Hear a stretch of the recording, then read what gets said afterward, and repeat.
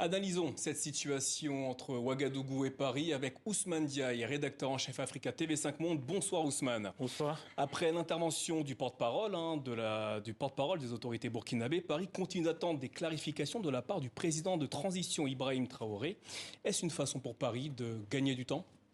En fait, pour gagner du temps, il faut savoir où aller. Il faut avoir un chemin, une direction. Je suis pas sûr que la direction de Paris soit claire en termes de relations, de quel type de relations il faudra réinventer. Cela traduit pour moi à minima un double échec de la politique africaine de la France sous Emmanuel Macron. Le premier échec, il est symbolique. L'acte de naissance de la vision et du discours politique d'Emmanuel Macron sur l'Afrique, c'est le discours de Ouaga de novembre 2017. C'est un peu la matrice, le disque dur de la politique africaine de Macron. Et là, il y a une rupture qui vient de Ouaga. Et je rappelle toujours que Emmanuel Macron, dans le discours de Ouaga, introduisait la possibilité de la rupture. C'est très rare. C'était la première fois qu'un président français, dans la façon de penser la relation, donne la possibilité de rupture, notamment sur la présence militaire française et sur le franc CFA à l'époque. Si vous voulez que vous retirez, Emmanuel Macron avait proposé que la France se retire. Si vous voulez qu'on retire nos troupes, la France se retire.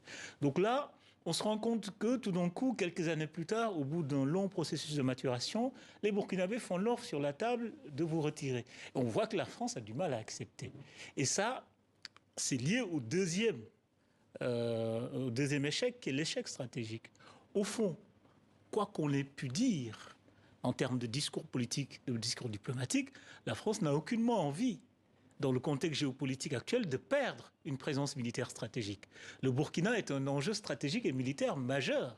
La preuve, la France se bat pour maintenir une coopération militaire. Et là, la France perd une position militaire stratégique, d'autant plus que cette perte s'est faite avec des raisons profondes. Il faut remarquer, comme le dit le porte-parole du gouvernement burkinabé, quand c'était le Mali, il y avait un certain nombre d'incidents que le Mali mettait sur la table pour justifier la rupture. Là, le Burkina, ils ne mettent même pas d'incidents sur la table. Ils disent, on change de politique, on vous rend. Est-ce à dire qu'il s'agit de la fin de l'opération Sabre ? Ça, c'est évident. C'est évident que le départ des 400 troupes de Sabre, oui, c'est la fin. De toute façon, les Burkinabés disent que nous voulons changer de politique de partenariat, nous voulons changer de partenaire. Donc oui, je pense que c'est la fin de...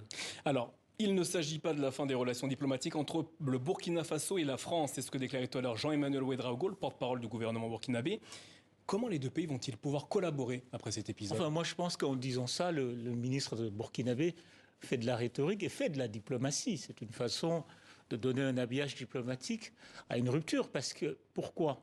Parce qu'avant même cette demande de révision, en tout cas de rupture des accords militaires, il y a eu une première demande de Ouaga.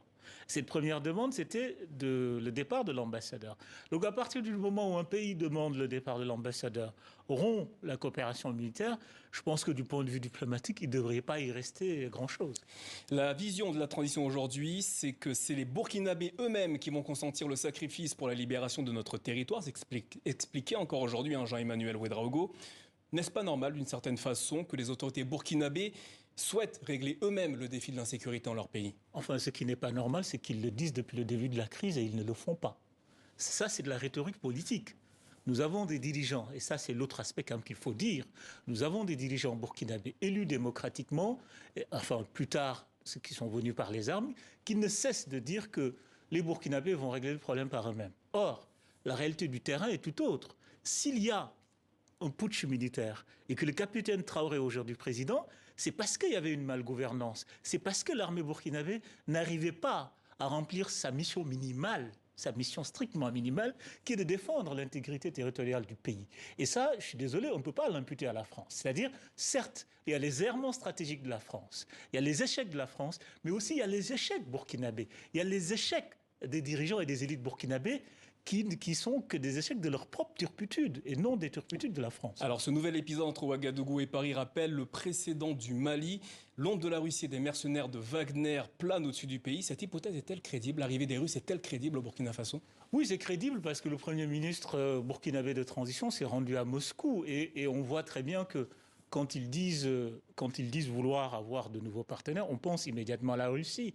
C'est qui, quand même, ce qui place un peu tout le monde devant ses responsabilités. Parce que jusqu'ici, on dit très souvent que derrière l'ombre de ce qu'on appelle le sentiment anti-français, il y a la Russie. Je pense que c'est une lecture un peu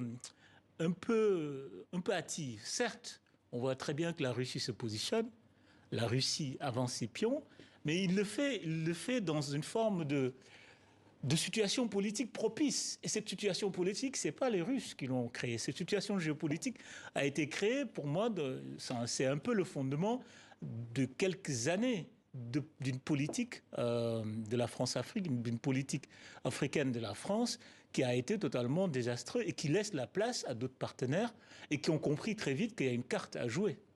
Ousmane Diaye, merci pour cet éclairage au sujet de la situation entre le Burkina Faso et la France ce soir.